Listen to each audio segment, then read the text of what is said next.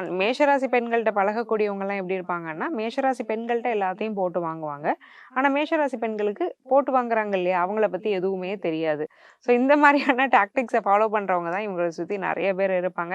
இப்படி இருக்கிறதுனால தான் அவங்களே ஒரு முடிவுக்கு வெளியில சொல்லக்கூடாதுன்னு வந்திருப்பாங்க. பொறுமைய சோதிப்பாங்க நெறைய பேர். ஆனாலும் வார்த்தைய வெளியில விட்டுறாதீங்க. Okay ma'am. எந்தெந்த ஃபீல்ட்ல வந்து சக்சஸ் இருக்க போது மேஷராசி பெண்களுக்கு? மேஷராசி பெண்களுக்கு சக்சஸ் அப்படிங்கிறது அரசு துறையில நெறைய பேர் சாதிக்கிறதுக்கான யோகம் இருக்கு. அரசியல்னு சொல்லிடலாம். ஏதாவது கட்சியில நிக்கிறீங்க, இப்போ வேட்பாளரானா ஜெயிக்கிறதுக்கான யோகம்ங்கிறது மேஷராசி பெண்களுக்கு 100% இருக்கு. Local body எலக்ஷன்ஸ்லயுமே ஜெயிச்சுடுவாங்க. கவுன்சிலர், சேர்மன்னு நிக்கிறாங்கன்னா, ஏன்னா வெகுஜன தொடர்பு, மக்கள் தொடர்பு இதெல்லாம் குறிக்கிற கிரகம் சனி பகவான் தான். சனியும் வலுவா இருக்கிறாரு குரு பார்வையில. அப்போ மேஷராசி பெண்களுக்கு அரசு அனுகூலம் அப்படிங்கிறது பரிபூர்ணமா இருக்கு. டிஎன்பிஎஸ்சி, யுபிஎஸ்சி, எஸ்எஸ்சிங்கிற மாதிரி காம்படிட்டிவ் எக்ஸாம்ஸ் எழுதுறீங்கன்னா அதுல ஜெயிக்கிறது, அரசியல்ல நின்னு ஜெயிக்கிற யோகம், மேனேஜ்மெண்ட் ரிலேட்டடான ரோல்ஸ்ல இருக்கிறீங்கன்னா அதுல ஒரு ஹையர் பொசிஷன்ஸ்க்கு வரக்கூடிய யோகம்லாம் அதிகமா இருக்கு.